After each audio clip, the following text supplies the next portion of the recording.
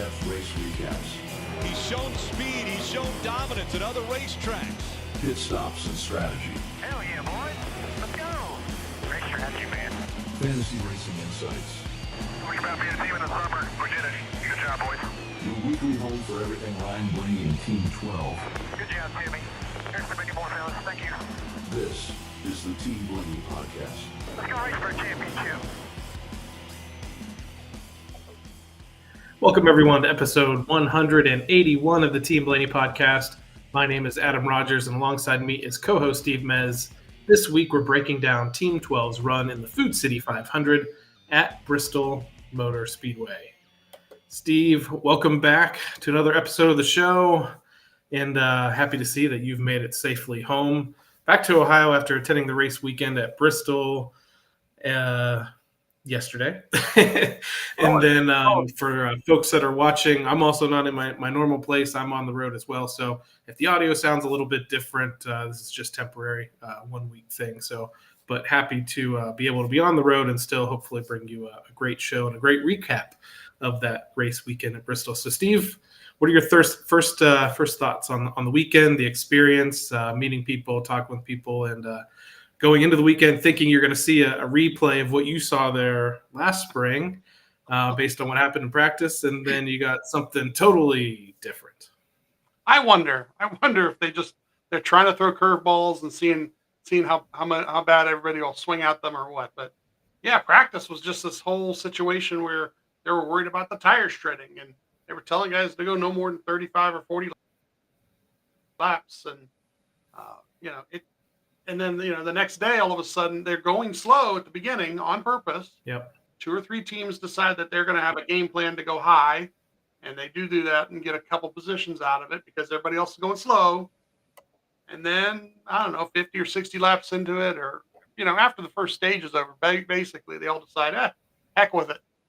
We're okay. Those tires didn't shred. Let's keep going. So, tire getting laid down and so forth. And I get that stacking pennies thing after the race asks you if they want to ask a question. And that's what I asked them. I says, how does the temperature make a difference? That much of a difference between the tire laying down and not laying down on that concrete. So, I don't know, maybe someone's got an answer. I don't want to blame Goodyear, or NASCAR. There are other things they know they could try to do, and they're not doing it to help the racing. They're saying that's too much cost or whatever, maybe to let them have the horsepower, make guys hit the accelerator and then hit the freaking brakes. You know what I mean? It's just, there's some things that you can do under braking, and guys would make the attempt to pass guys, and they would get to guys, and they'd be able to bump guys, all the things they used to do there, they would be able to do with a little more horsepower. They don't want to talk about that anymore, and they all shoo that away. As a matter of fact, if you notice, like all the podcasts last year or two have been talking about it, and this year, crickets. They don't bring up the horsepower thing at all. It's almost like they had a directive. NASCAR says, no more. We don't talk about that. I mean, I think Denny brings it up sometimes, but he's also flat out said they're not going to do it. So. Yeah, and that's why it's like they've been poo-pooed already.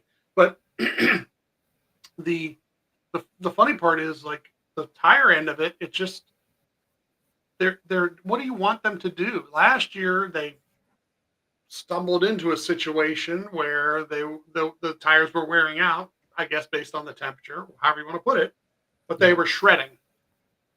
So is there somewhere a happy medium? I guess they were talking about it on Jordan and Jeff's podcast, that would be the key. If they could get to a point where the tire goes 40 laps and starts to wear out and they lose time on them, and people who conserve them, can conserve them, and then they can go 60 or 80 laps and then everything just kind of leaves them, and then, but they don't blow up.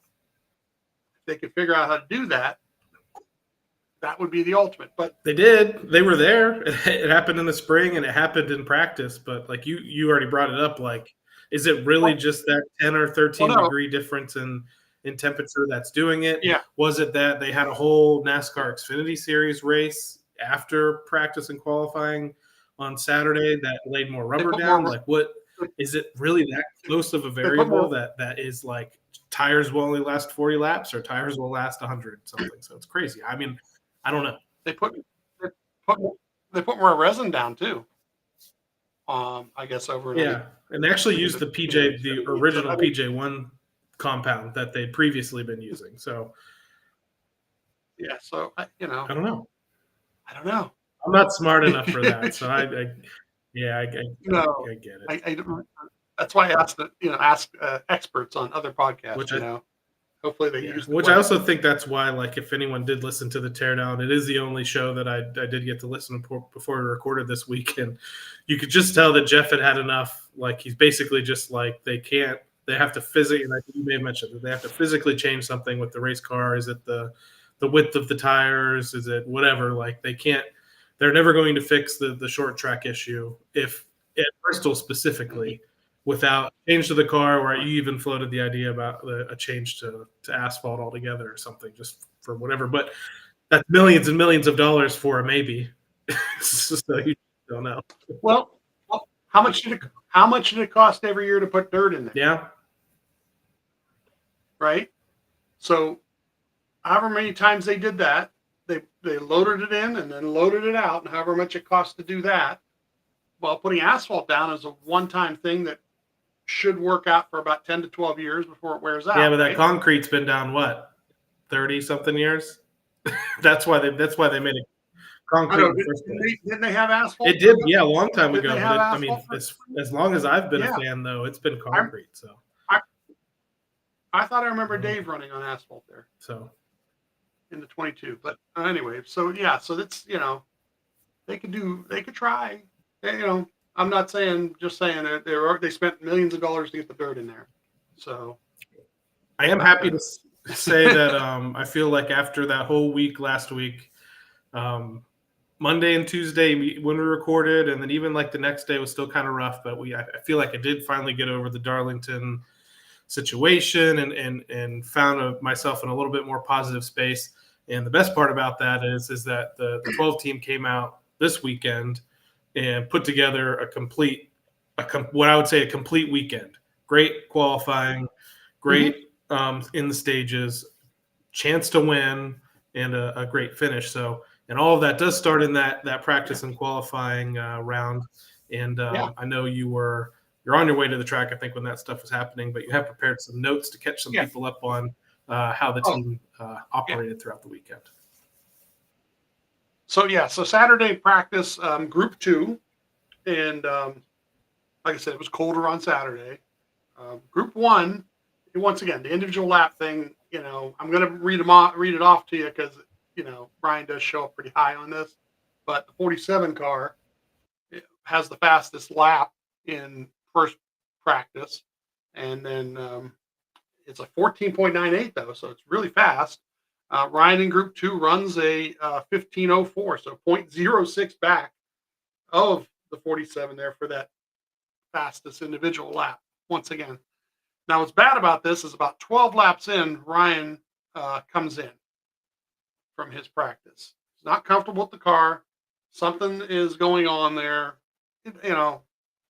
and that kind of like changes like your 5-lap, 10-lap average, because they'll use the 5 and 10 lap from there, but now you've got to run 15 consecutive laps in the next segment to get that. Yeah. So, and you've already heat. Yeah, I was gonna say I had some. So it's hard. Really had some hard. people asking about that, like why, and you'll probably get into it, like why at the end of practice, like people are used to him having great long run speed and it showing up on the charts and stuff. And I'm like, well, when they come in and make an adjustment that quickly, the track conditions change. You just said it, heat cycles on tires, like the rest of practice is going to be thrown off just by doing this. But it was a little alarming because we're used to them just going out and running long, but in them immediately kind of coming down to make an adjustment, I was like, oh boy. So yeah, I don't know if it's the last couple of years since Jonathan took over, it's always been on Ryan. They've never said, hey, bring it in. They have a plan usually to run it out in these 20 or 25-minute sessions. But if Ryan feels something that he doesn't like, and he can describe it when he gets in there, and he doesn't do it over the radio either. That's the interesting part. He just says, I'm bringing it to you. And that's that. So it's on him, and he does that. And like I said, now this throws up that 15 lap or 20, and they do get consecutive lap averages after the heat cycle. Once again, where do you come out back on the track? Who are you running behind? Who are you running with? It's the same set of tires. They don't change the tires. They don't have extra sets of tires for practice there. So he ends up running about 40 laps overall. They go for qualifying. Once again, now qualifying, he's in the lower end of the group now. So he goes out like 35th, which is super great. A little later, we can know where the rubber is on the track, if any rubber has been laid down. And he does 2 laps. They all have a chance at 2 laps. Some guys do one and they just shut it down. Ryan does 2 laps. On the first one, it's P7. And on the second one, all the way to P4. So really excited about that. One of the few to gain, too, on that second lap. Not that many did. A lot dropped dramatically, and some people spun out. So the second laps were a little nerve-wracking for a few folks. Yeah, not good for Joey, right? So they whoever many are left after him was 4 more cars or whatever. I think only one guy ran a lot faster. So he ends up P5 for the start of the race here. And that's the 4th.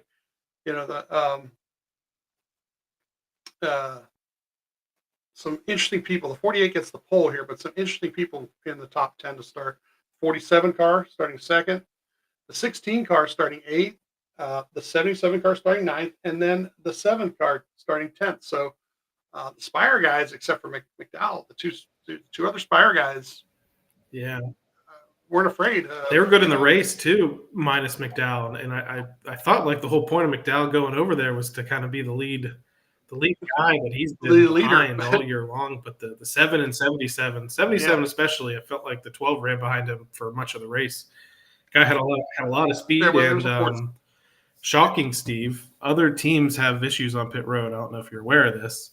And you might mention this that took them out of the race later on. So I don't have it in my notes here, but it did happen right in front of us. So that's the great thing. It's Sunday. We get there Sunday. We get to run into Justin, which is great, Justin Hughes, and we get to our seats real early. We're the type we like to sit there, get a bite to eat, sit down, survey the scene. We're on the back stretch, pretty much directly across from start finish line. Pretty good seats this time. I don't know what it is, 17 or 18 rows up from the bottom, so high enough to see everything pretty much all the way around. And Jonathan chooses a pit stall almost in front of us. It was over to our left a little bit there. I think it was pit stall. I think it was number 35 or something like that. And it had an opening in front of him and the 3-car pitting behind him. So what was super on the day was that not just the pit stops are going to be where we could watch and have fun with it, but also when he was pitting, he wasn't having to, when he pulled out, didn't have to spin it or go around anybody or do anything like that. So we got stages of 125, 250, and 500 here. Like I said, you said we were talking about earlier, 11 actually ends up 11 sets of tires. They were going to have 10, but they gave him an extra set thinking that they're going to get this tire wear. But the temperature was, according to Jordan, was 15 degrees hotter on Sunday than it was Saturday. So for the start of the race, with the 48 being the pole sitter, they are allowed to switch at the beginning what lane. So he starts from the high lane. But what's interesting is like on the initial start here, once he gets out in front, the lane that they run is pretty much the low lane, and everybody's fighting to get into that low lane. Trying to get single file, basically. A couple guys run a little high, but pretty much the first stage of the race, everybody's testing the tires, testing the wear. I heard on the radio, or a couple different radios, because my wife, Kate, she did get Twitter up, which was kind of cool during the race. And in there, a couple things about the plan. We're sticking with the plan. And the plan for a lot of the teams was to not push the tires. So they were running slower. They were not running 100% throttle. They weren't, really running hard, and they weren't running the higher line where they could use the tires up quicker for the most part. My gripe for the week, and it's funny, I made the joke that the week that Nicole Stellanarius took the week off from doing the radio report on X is the week that for some reason Max has a hiccup, and none of the Max in-car feeds had the spotter audio. So I had let my subscription on the NASCAR app lapse, where you can just get scanner audio still if you want to pay for it. So I had no scanner audio this week. It was really weird not being able to hear Tim because coach him through like a lot of those scary situations. So yeah, I didn't get to hear any team communication this week, so that was unfortunate. Hopefully they have that fixed by the time they get to Talladega. I don't know if it's my headsets or whatnot. We hear Tim halfway decent, but Ryan, every time he talked yesterday, was real not scratchy sounding, but didn't like sound real clear. So a lot of the different things that he might have been saying about balance and so forth, I didn't get, unfortunately. The Max app, though, on the other hand, was super today because as you're going to hear here, I actually was able to use the Max app to go back and figure out who all the passes were. I didn't take notes at the race. We sit there, we try and enjoy it. And I guess going to the race is probably the only way you would have enjoyed yesterday's race by some of what we saw.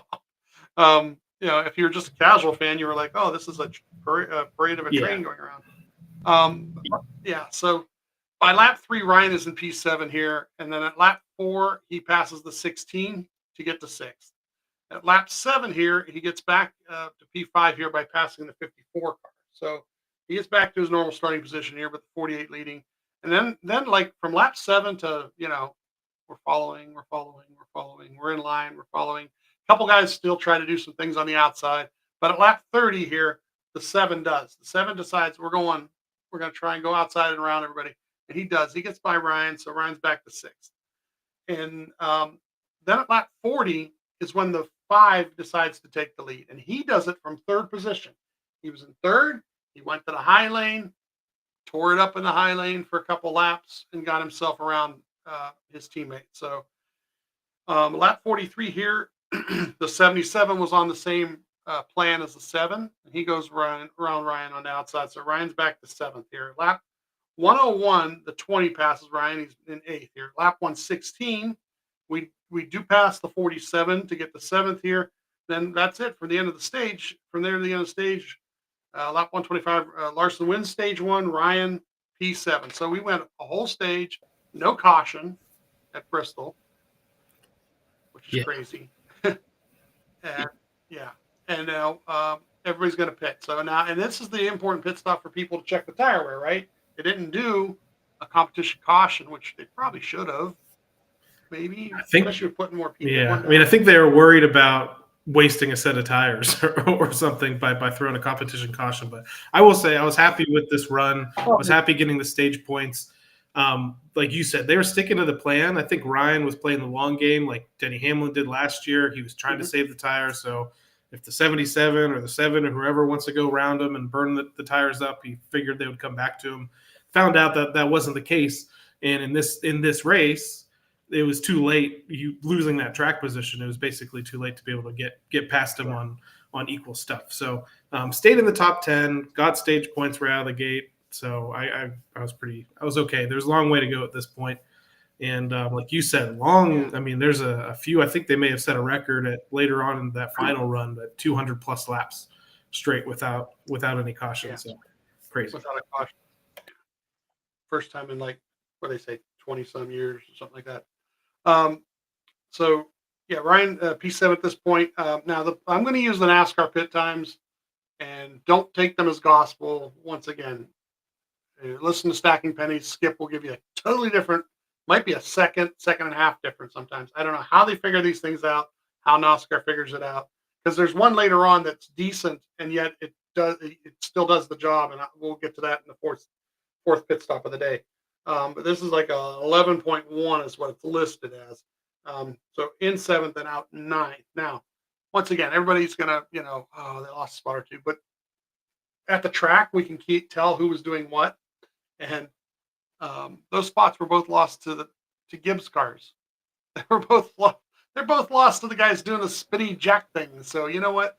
It's time to, probably. I tell you what, I mentioned to somebody, I was like, man, that it was kind of weird in our Discord for the times that I wasn't there. I said, man, that pit stop just looks hot. Like just the way that 11 Jackman just kind of gets around the car with it. It's just so smooth. And I mentioned to you, like you said, maybe it's time for the Penske team. I'm sure they're practicing it in-house during the week, But All the that Jackman for the 11 after they won the previous week said he spent all off season working on the move. So it's hard to implement something so quick, just to try to catch up. But that's where they are. They're kind of in catch up mode right now. Look at where the Gibbs cars finished the day, and finished some of these stages. The 19, the 20, the 54 and the 11 all had pretty good days, and they gained positions on pit road.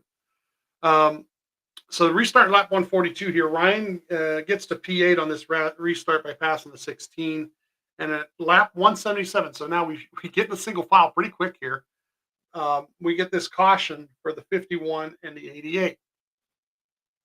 Now, this is going to tell you something about tire fall off and the lack thereof, and how hard it was to pass, basically because the tire fall off was nil. 12 cars stay out. Ryan ends up being the first one of anybody to end up pitting. But 12 cars in front of Ryan stay out. Some of the ones in front of him, one or two guys from behind him. All right. They do a 9.68 stop. They come off pit road in front of everybody else. So they're P13, going into pit road and leave P13. So they're going to restart from 13th in the high lane at lap 188. And at lap one, the next lap, actually, he does pass the 21. He's on the outside of him, passes him. So he's in the 12th. And then at lap 193, it took a couple laps here, but at lap 193, he passes the 24 and the 16 on the outside to get to 10th. And what actually happened is two of them hit each other. One hit the other one from behind, made the other one loose, and they both backed up, and Ryan went around them quickly on the back stretchers right in front of us. Lap 216 here, we pass in the 45 to get to 9th. At lap 249, we pass the 19 to get to 8th.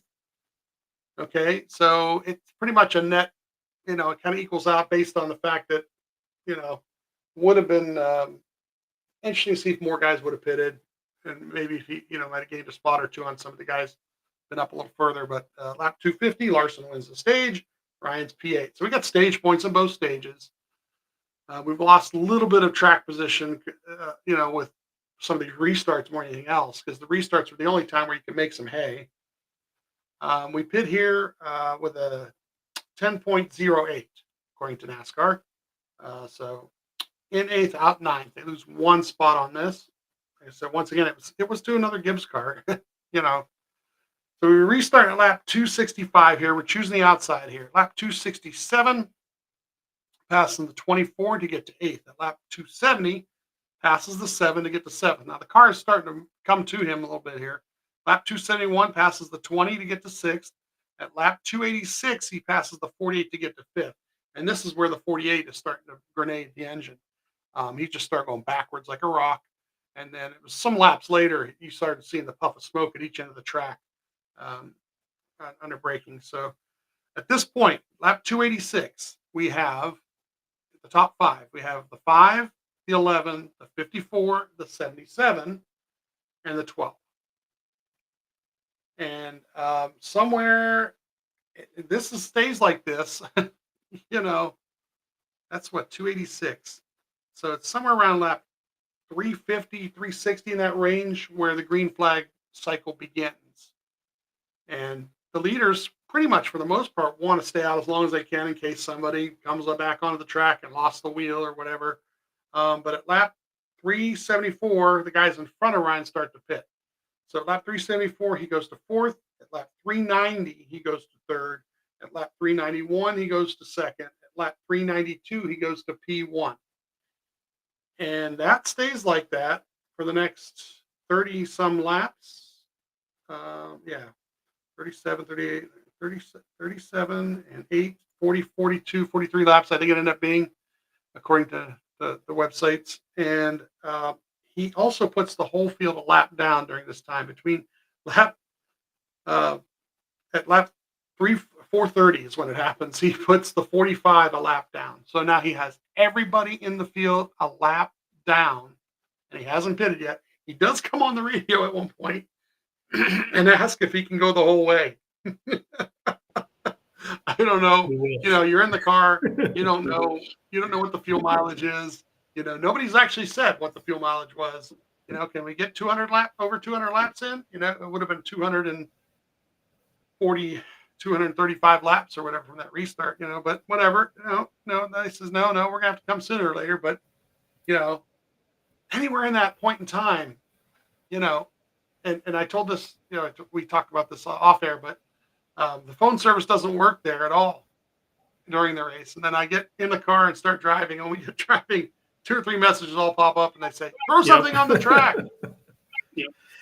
Yeah, it's this is funny, but I think you like to tell the story. This isn't the first time Blaney has had the whole field lap before, but you still contend that original time that happened, somebody got. And I think even Tommy Baldwin and somebody brought that up on one of their podcasts too, or something. But yeah, that Dave, that was at Dover. The Dover, Dover in the 23 car that he was doing, and he got the caution. That's the difference, though, is he got the caution. Yeah, he got the caution. He was the leader, and then somehow they scored him. Not the leader, and then they scored other cars in front of him for the restart, and it started this whole melee with Michael Waltrip and other but Ryan ruined the day more. Ryan was they ran long. And Ryan was in the perfect spot here, because if the caution, after he'd run long enough, the caution, if it would have come out, the 45 at one point would have been the one that could have been the lucky dog, and regardless of who it was, Ryan went a little bit further than that. It would have been Ryan and one lucky dog person would have been on the lead lap. And then everybody else would have had to wave around. And my initial thought was like, oh, if they do that, somebody on the restart's going to wreck somebody to try to get, back on the same cycle as everybody else. But I think even in that case, if they did come back down and they all pit and got fresh tires, I think Ryan would have stayed out for the track position. Wasn't a ton of laps left in the race, but I know I can't remember, there was one caution earlier this year that helped him out. He got it at a good time. Clearly it didn't help him win a race, though. If a caution would have come out here, they could have, got some payback for what happened at Darlington, or payback what happened at, when some other races have slipped through his fingers this year. So it's just not that. People say it's that Blaney luck. They don't have that. They don't have luck. And he makes his own luck, and that's how he's won races at championships. But one day the 12 team's going to get a win, like the 11 has a couple of times this year on luck, and just wasn't meant to be this week. But impressive nonetheless what they're able to do. I like the pit call. Did you like the pit call? Oh, for us it was super. There were people who weren't Blaney fans all around us, looking at us, watching us the whole time, and we. We were like looking for something, anything on the track, just a piece of something. I guess Chasm put out a post, with somebody carrying a piece of sheet metal. That would have been great. I asked the question today if somebody else says, I wonder if Roger would have paid like Dale. I mentioned to you, I said, if I'm going to get banned for life from the sport that, I love more than anything else in the world, it's got to be for doing that at a crown jewel race, not the spring Bristol race. Yeah. So I wasn't going to do it then. Daytona 500. So we get to lap 437, and the 5 gets his lap back. And I actually had kind of said this.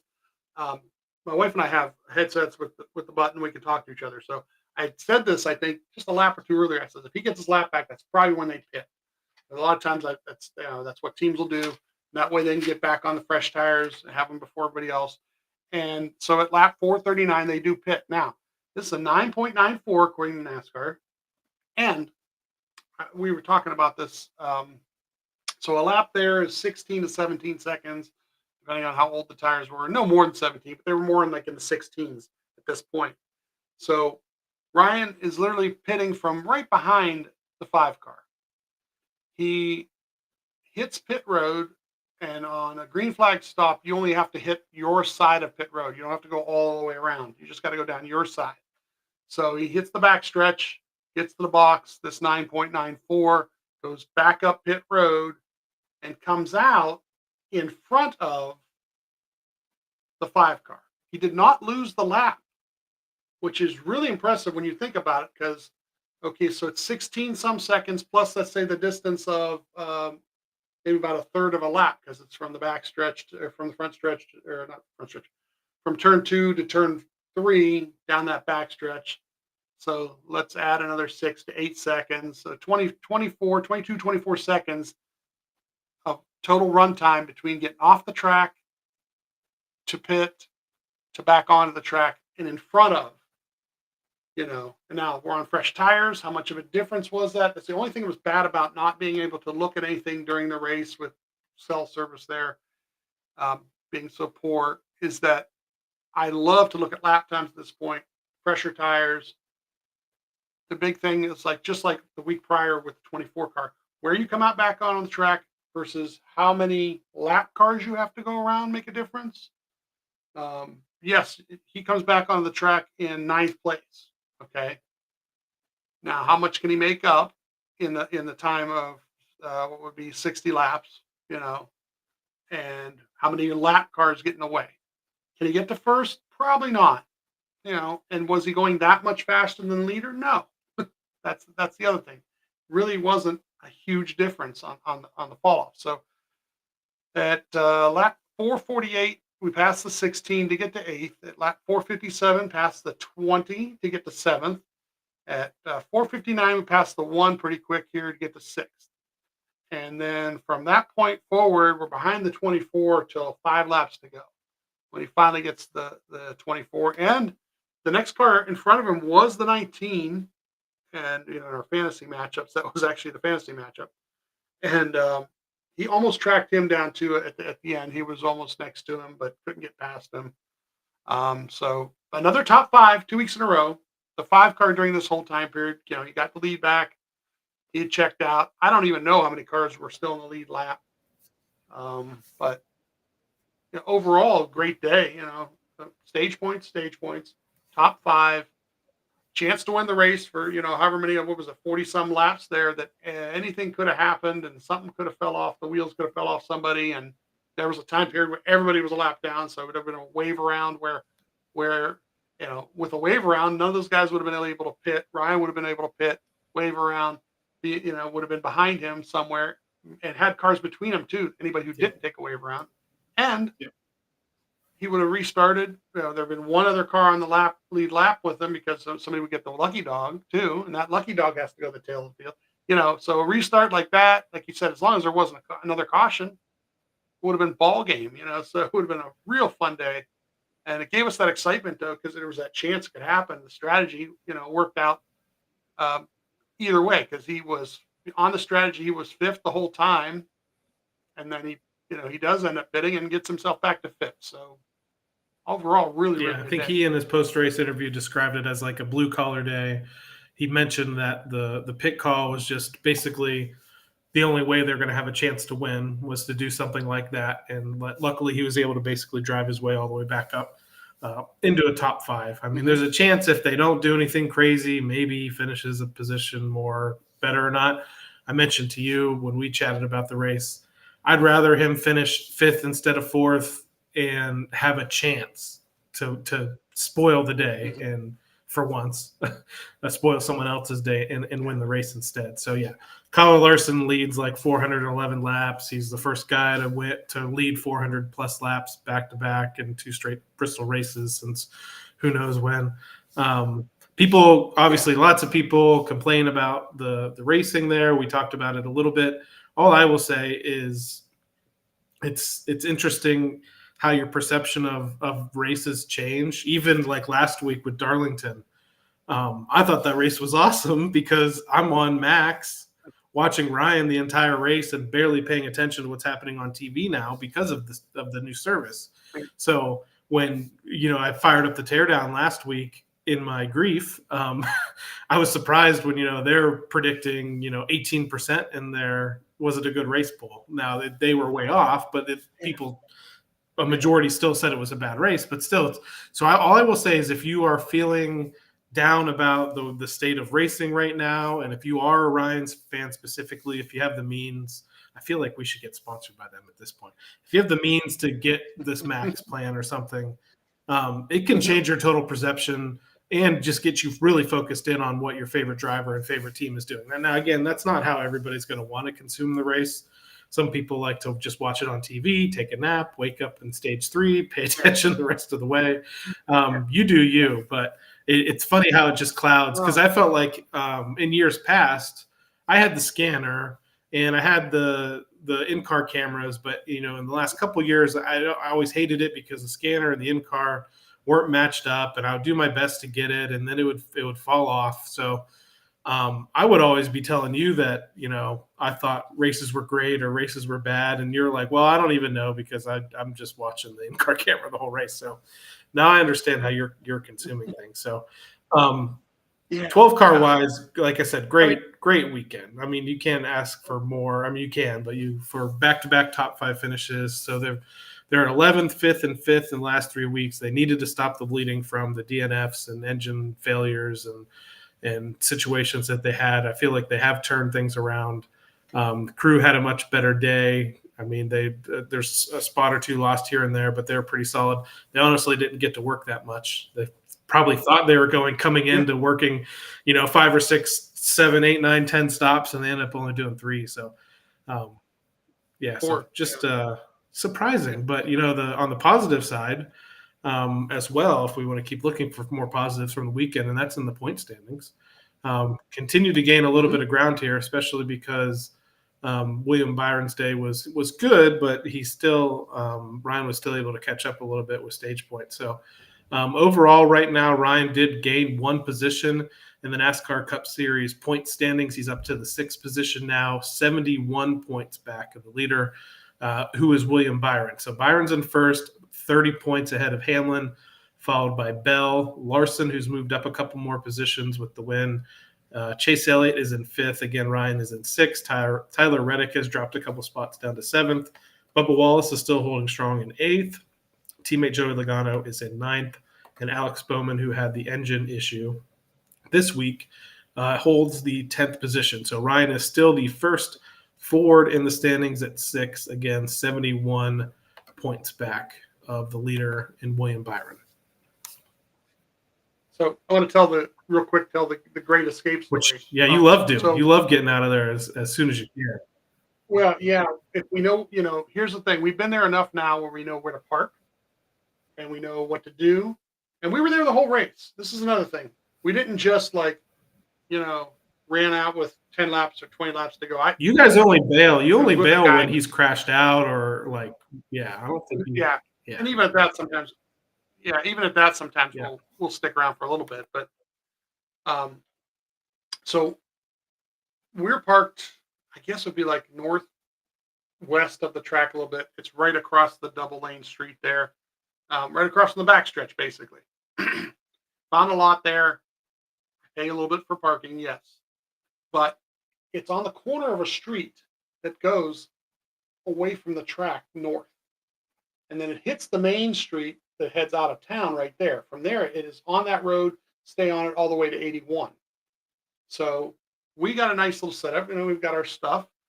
We both have our bags that are, and we basically, okay, we're done. We shut the things off, throw it into the bag, zip the backpacks up, put them on. We're up the stairs, Larson's going up the ramp to the thing, so we don't watch that. Okay, we know he won. From where we're sitting, we're on the backstretch anyway. We go basically right out, go up. It's up a little bit of the parking lot there, and then you make a left, and this ramp goes right down to the street. If you go probably 200 yards up the street, a little further, there's a crosswalk. But at this point, traffic, they've got it stopped anyway. So we go ahead and cross the street. Now, if I wanted to get out onto that main street, I could have made a right out of that parking lot. But like I said, there's a way out of this parking lot that is right onto this side street. Boom, I make the left. There are some people walking. You got to kind of be careful not to hit anybody and go too fast. But within a mile, that road's no more than a mile, it hits the main drag and boom, we're up the road to, toward our hotel. I tell you what, that is the fastest I've ever gotten out of a track. Now if he wins, we stick around, we watch all the stuff, we listen to all the stuff, we do all the interviews, and we know we're going to sit. We're okay with that too. But any chance we can get to make make an escape like that, because there's still 70,000 people, whatever it is. It's easy for somebody to just say, "Oh, if he wins, we're going to stay." But for you guys, you and Kate specifically, it's not a rarity, right? How many are you at now? No, that's true too. What are we up to now? You're at like 2 Martinsvilles, the Daytona, Talladega. Roval, Talladega. Yeah, so You're at like 4 or 5 at this point. yeah, 5, Insane. yeah. So yeah, I was gonna we've been in the parking lot at Martinsville for a couple hours before. enjoying it. I think the last one you're listening to the teardown in the parking lot while you're waiting to get out. So. Right. Yeah, I was gonna say I'll have to get some advice from you on this special escape route, because we've only been to Bristol twice, and both times we've kind of waited in traffic. But I also need to see if we're going the same way. Whether because we need to head south, and you're probably heading north to go home. So, but we'll see. We're heading north. It might be worth it. Sometimes it's worth it. Like Charlotte, we tend to actually go the opposite direction of where we need to go because it's faster to go that way. So we actually head, I think, north instead. But Get out of there. I'll have to offline. I'll have to pull up a map and get some tips from you. So, yeah, but we plan to be there in the fall. So we'll see. That'll be for one of our Wednesday nights. Yeah, that's true. I can screen share the Google Maps, and you can walk us through exactly what. Yeah. You should screen. I should have pulled them up. The racing analytics guy did a thing with everybody. If they ran the whole race, where everybody would have finished, and I think Ryan would have finished second or no, fourth. I'm just third or fourth, and it would have only been like quarter of a lap behind. But then the one that was crazy was the last 50 laps. He and Larson would have been at dead heat if they ran their median times the last 50 laps. And like the next 13 or 14 guys were all from turn 4 all the way to the start finish line. That's how tight the lap times were once they got them all dialed in, and the fall off, did not make that any kind of difference to anybody's handling. So. All right, so that mostly wraps up our race recap from the week. Again, Ryan Blaney finishes 5th, his second straight top 5 finish of the year. He's moved up to 6th in the point standings, and things are looking up for Team 12. We have one last thing to go over from the weekend at Bristol, and that involves the Team Blaney NASCAR Fantasy Live League. And I'll run through my starters, you'll run through your starters, and we'll talk about how we ended up overall. Starting lineup-wise, I really only had one bad starter, and that was Alex Bowman, who actually was looking great until the engine went south on him. So my starting lineup was Bowman, got me 17 points. Larson got me 60. It was almost a perfect race for Larson. If he would have gotten the fastest lap, he would have gotten maximum points on the day, which could have been 61, but 60 points on the day. Hamlin with 50. Blaney got me 39. I actually had Ryan in the garage early in the race, and I flipped him up into my starting lineup. And then Carson Hocevar was kind of like my wild card for the week. And we mentioned it at the top of the recap, but Hocevar ran in the top 10 all day long. Yeah. He had a 20-plus second pit stop. The green flag pit cycle. That kind of killed him. But he had great stage points on the day, 39 points overall. I had Josh Berry in the garage. He had 25 points. So I think Bowman, it was going to be too late for me. This is what killed me. I was wrong on every featured matchup. I picked Hamlin over Larson, wrong. That was one, and they finished 1 and 2. I picked Buescher over Elliott. This one was surprising to me because the RFK cars have been really strong in the next gen era at Bristol. They were not strong on Sunday. So I had picked Buescher over Elliott. That was wrong. I picked Bowman over Keselowski. That was wrong. And I picked Blaney over Briscoe. And like you said, it was close. Briscoe and the 54 got to racing there at the end, and it looked like there's maybe a chance Ryan could get them both. But I think they settled down and realized they wanted to just survive. So none of the featured matchups, I got them all wrong. So I ended up with 205 total points, 52nd overall. If I had just gotten a couple featured matchups in there, I would have finished at least in the top 15. If I got 3 of them, I would have been there's a lot of what ifs here. I could have been in the top 10. So you had a great week though. So run through your lineup, and I'm guessing you did well, at least okay in the matchups. Well, here's the funny part is I had to, whatever lineup I set in the lineup, there was no way I could change the cell services. No way. So I had Bowman in the garage, and he was going to be stuck there basically. I had Bell, who got me 42 points. I had Ryan, who got me 39. I had Hamlin, who got me 50. I had Briscoe, who got me 35, and then I had Larson, who got me 60. So actually, most of my stuff that was right there. I only got one matchup right. So if I would have gotten a couple more right, could have won. Who knows, right? I had Larson, and that was the one that was right, and then I lost the other three. And the Ryan one I thought was a lock really from the start of the race, but the 19 once again, these teams with the Gibbs teams as a whole. If you look where they all finished up there. So, yeah, I mean, I don't remember what the total. I didn't write the total down here, but the total was good enough for 6th place on the day, and another 10 or 20 points. Who knows where it would have ended up. Not too shabby for you. So let's take a look at the top 10 in points earned this week in the Team Blaney NASCAR Fantasy Live League from Bristol. And it actually kicks off with a tie for 9th between our friend Jordan Daniels and the Daisy Dukes with 233 points. Then you have the Buckeye Bull in 8th with 234. Then you are in a tie for 6th with JD Racing and your team Mez 12, 236 points on the weekend. Blaney's Daisy was 5th with 238. Blaney Best was 243. Pit Stop Pro, 3rd, 247 points. 2nd is Subak 5, 251 points on the weekend. And Ryan's Hope wins the weekend, 257 points at Bristol Motor Speedway. Now, in the overall standings of the Team Blaney NASCAR Fantasy Live League, I'm still in my normal area, 43rd position overall, 1,596 points. Top 10 kicks off with a tie for 10th with Mez 12 and Dr. Race Chaser. In 10th, 1,747 points. In 9th, we have Bulldog 0277, 1,751. Tie for 7th with Penske Fan 24 and Fike 21 at 1,752. Blaniacal is in 6th, 1,785. Alyssa C is in 5th, 1,793.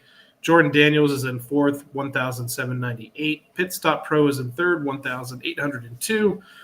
Second here is Vans 12, 1,805. And pulling away a little bit is Go 12 Go in the first position, 1,830 points overall. And Steve, that brings us to an off week for the NASCAR Cup Series. Yay! The only off week of the season. But if you are still looking for something to watch this weekend, or quite honestly, go and see a race this weekend, if you're in that region, the NASCAR I think it's the ARCA East Series, the NASCAR Craftsman Truck Series, and the NASCAR Xfinity Series are headed back to the newly repaved and spruced up North Carolina Motor Speedway, the Rockingham. What do you think about NASCAR returning to the Rock after several years? They held a couple of truck races that, honestly, the first one I think did okay attendance-wise. The second one nobody showed up to, and they didn't get another chance until recently. They used some state funding that also helped North Wilkesboro reopen, repaved the track out there at Rockingham, and going to see Casey Kane on track. That'll be interesting. Running for RCR. That's the funniest thing. So, yeah, that's the funny thing. It's an RCR car with Hendrick sponsorship. Yeah. It's a real piece of work there. So, but Casey back out there. I don't know what kind of simulator time he got to do, but it's not like he has been sitting around not driving things. Yeah. He's still heavily involved in the sprint car. So, it'd be interesting to see what'll happen there.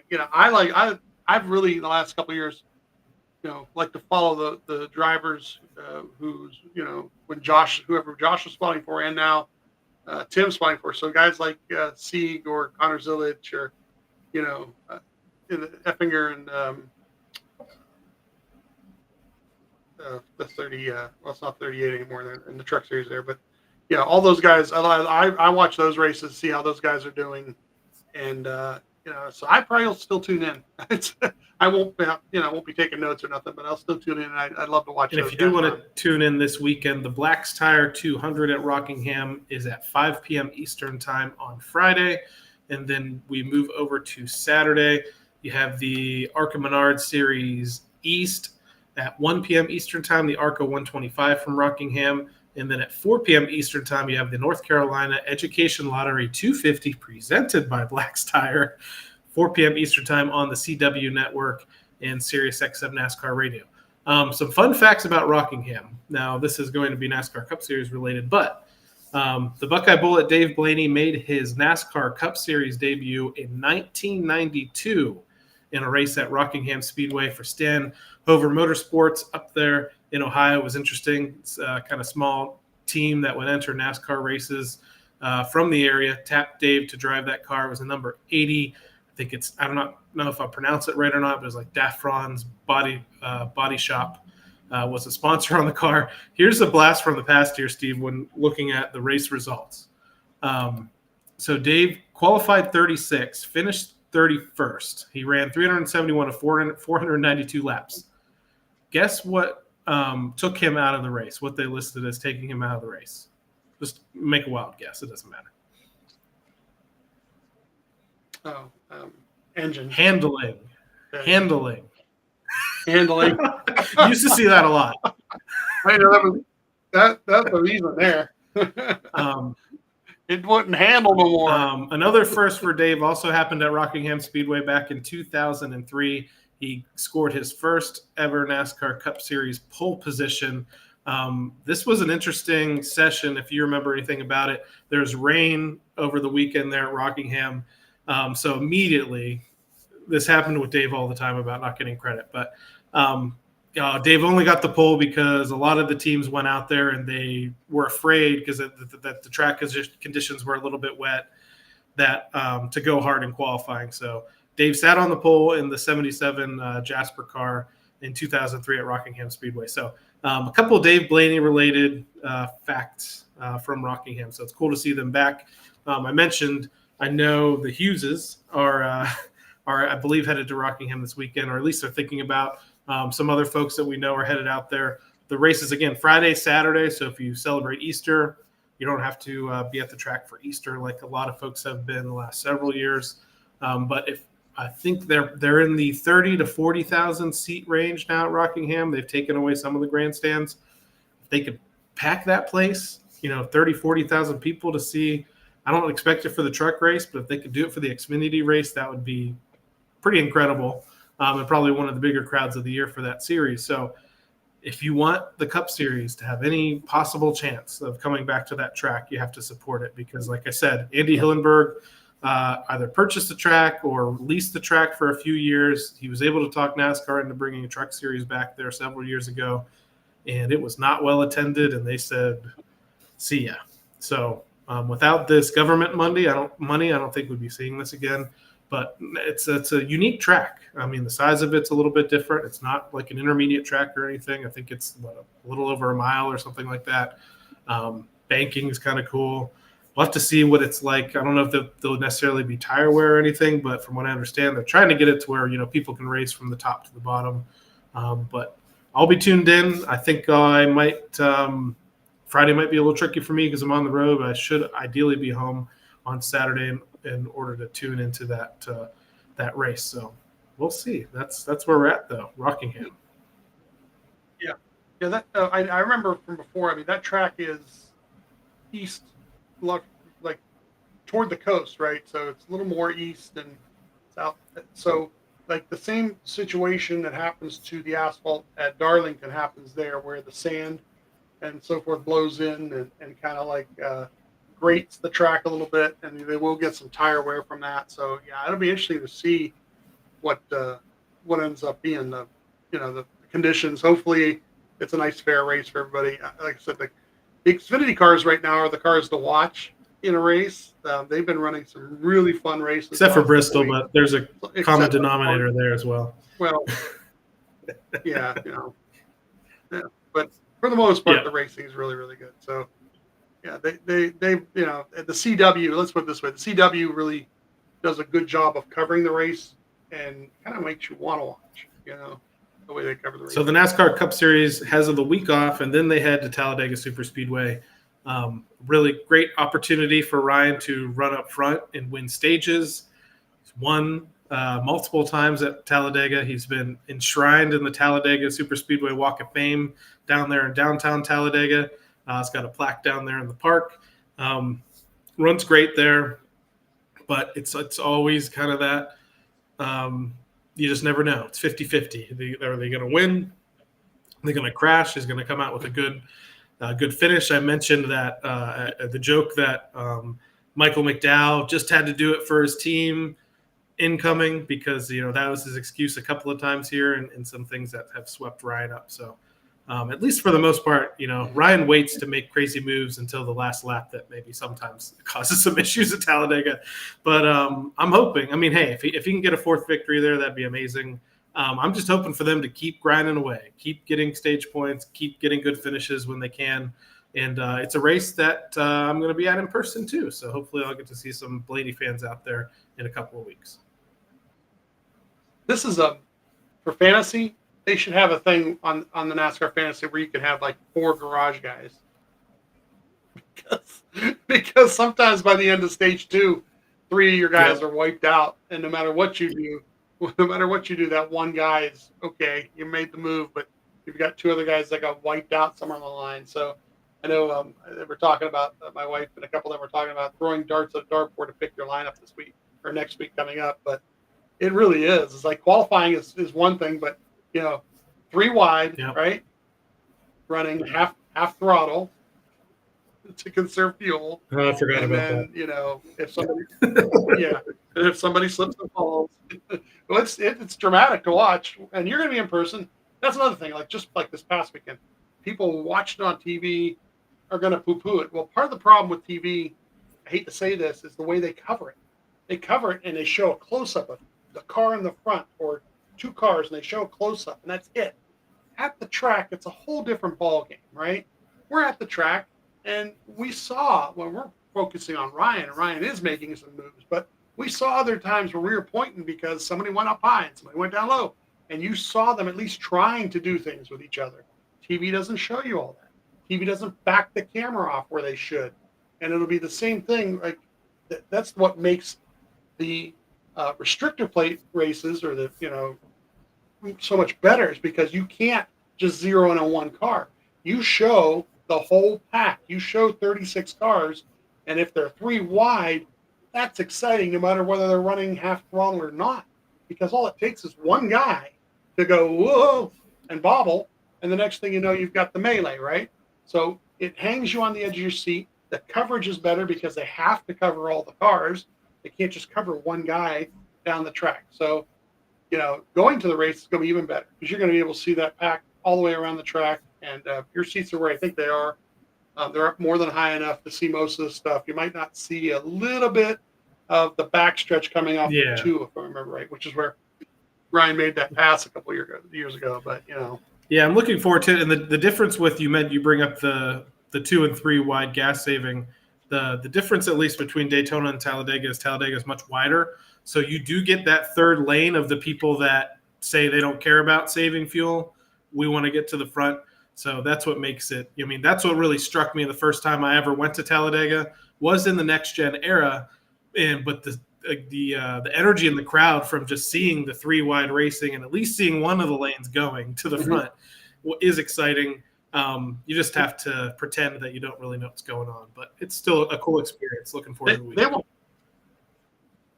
If they really want to do anything to change that kind of thing, just change the fuel cell, change the size of it, make it so that it's smaller or something so that they can't do that, because they're all racing toward a number. They're all racing toward how much, 3 seconds or 4 seconds? How much, do we have to stop on the gas man? And don't be wrong, Chris Conklin is the best in the business, and they've proved that there a couple times now, right? So it's all on him getting them back. Yeah, and I made the joke to you, if there was a week for Team Penske to practice a new pit stop choreography, this would be the week, because the tire changers and Jackman, they can do whatever they want around there, because they're going to be waiting on fuel on most of these, on at least some of the stops.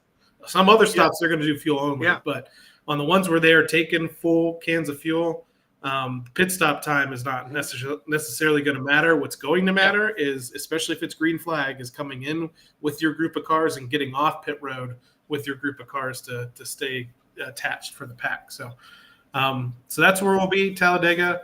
Off this week. We will most likely be off from the podcast next week.